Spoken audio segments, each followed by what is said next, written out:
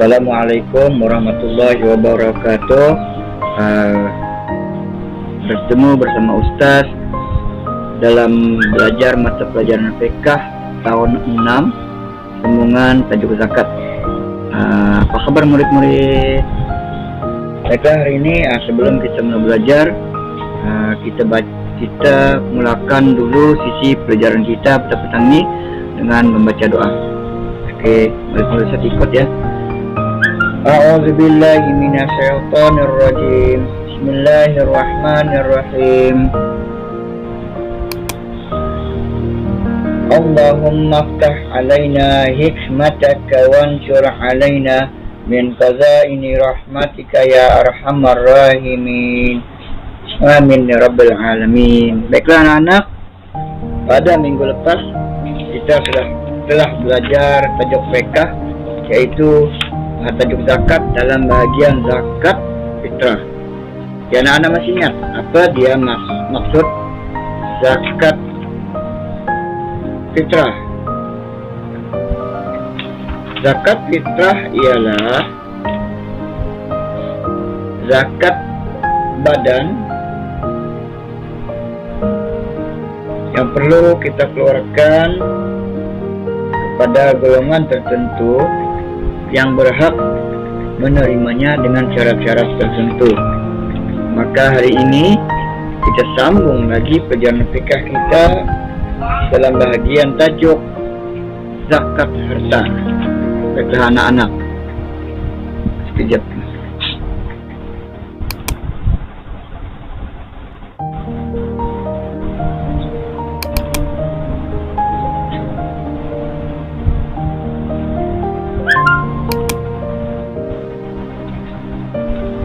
Baiklah anak-anak, bahagian zakat harta. Oke, kita masuk kepada pengertian zakat harta. Pengertian zakat harta ialah mengeluarkan harta tertentu kepada golongan tertentu yang berhak menerimanya dengan syarat-syarat tertentu. Kena ingat anak-anak, bagi pengertian zakat harta, pelajar hendaklah ingat 3 bahagian dalam pengertian, yaitu seperti mengeluarkan harta tertentu kepada golongan tertentu dengan syarat-syarat tertentu. Baiklah, kita teruskan lagi. Oke.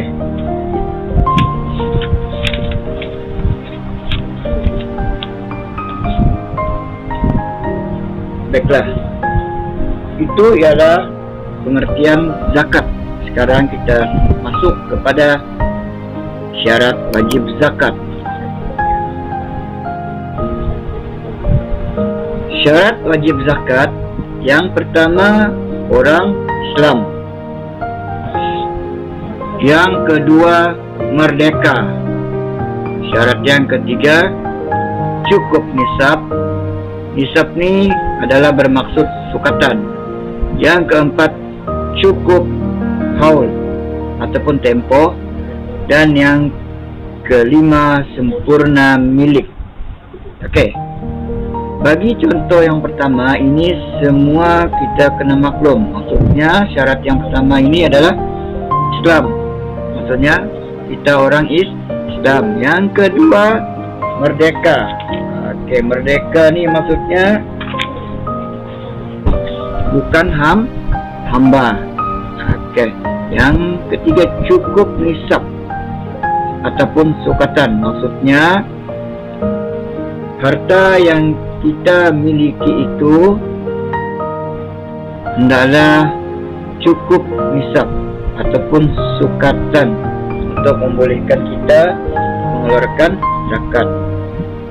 Yang keempat, cukup haul ataupun tempo. Haul ni tempo ya. Kalau nisab sukatan, haul ini adalah tempo. Maksudnya tempo harta tertentu. Contohnya seperti binatang, dia ada umur dia, ada had dia. Contoh kurang daripada 1 bulan, tidak cukup tempo, maka belum cukup syarat untuk keluarkan zakat. Dan syarat yang kelima ini ialah sempurna milik. Sempurna milik ini adalah maksudnya kepunyaan seseorang itu berkaitan dengan harta bukan milik orang lain. Ataupun contoh lain, ustaz ada harta, kemudian harta ustaz itu serahkan dengan orang lain. Maka apabila ustaz serahkan dengan orang lain, maka harta itu telah menjadi sempurna milik. Tapi jika belum diserahkan, misal contoh ustaz belum serahkan harta tersebut, sama ada harta emas, binatang, ataupun harta-harta lain, maka ustaz belum serahkan, itu bukan sempurna milik. Sempurna milik ini maksudnya harta yang memang dipunyai oleh orang tersebut, ataupun harta yang telah diserahkan. Itu adalah syarat wajib zakat. Oke, sekarang kita teruskan lagi di dalam bahagian asnaf zakat. Oke, asnaf ini bermaksud adalah penerima, ataupun golongan penerima yang berhak menerima zakat. Oke, asnaf menerima zakat ada 8 golongan. Ada 8 golongan penerima zakat yang berhak menerimanya. Oke, yang pertama fakir. Yang pertama golongan fakir. Fakir ini ialah mereka yang tidak berharta, tiada mata pencarian, atau mempunyai hasil pendapatan yang tidak sampai separuh keperluan asas. Oke, itu maksud fakir. Oke, penerima pertama. Yang kedua miskin. Penerima yang kedua, asnaf kedua, golongan miskin. Oke, miskin ialah mereka yang mempunyai harta tetapi sekadar dapat menampung separuh atau lebih keperluan semasa bagi diri sendiri dan tanggungannya. Oke, ingat ya adik-adik, fakir, miskin. Penerima ketiga amil. Oke, amil. Amil ialah pemungut zakat yang telah ditauliahkan oleh pemerintah. Amil ini adalah golongan yang telah dilantik oleh pemerintah. Contohnya pusat penguatan zakat. Mereka ni telah melantik seseorang yang dipanggil amil dan ditauliahkan. Ditauliahkan itu maksudnya telah diberi kebenaran bersurat secara umum sebagai pemungut zakat yang dipanggil amil. Oke. Kemudian kita teruskan lagi penerima asnaf yang keempat, yaitu mu'allaf.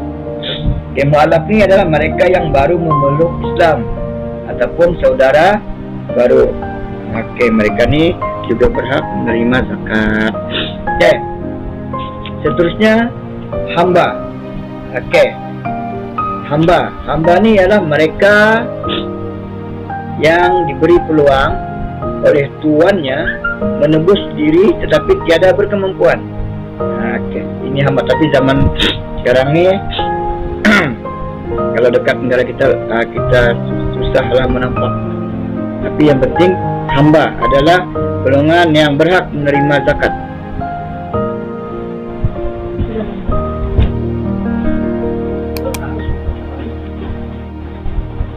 Baiklah, kita sambung lagi golongan ataupun asnaf yang keenam, yaitu mereka yang berhutang.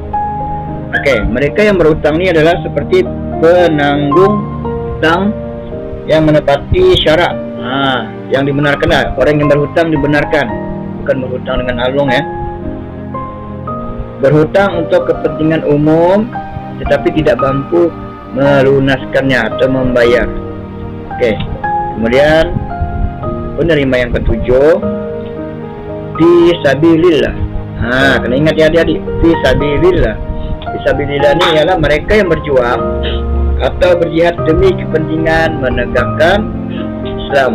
Contohnya para penceramah, para asatiza, para guru-guru yang menyampaikan tentang ajaran-ajaran Islam ataupun menegakkan Islam. Mereka ni digelar ataupun dipanggil fisabilillah, maka adalah golongan yang berhak menerima zakat. Dan penerima ataupun golongan yang berhak yang ke-8 yang berhak menerima zakat ialah Ibnu Sabil.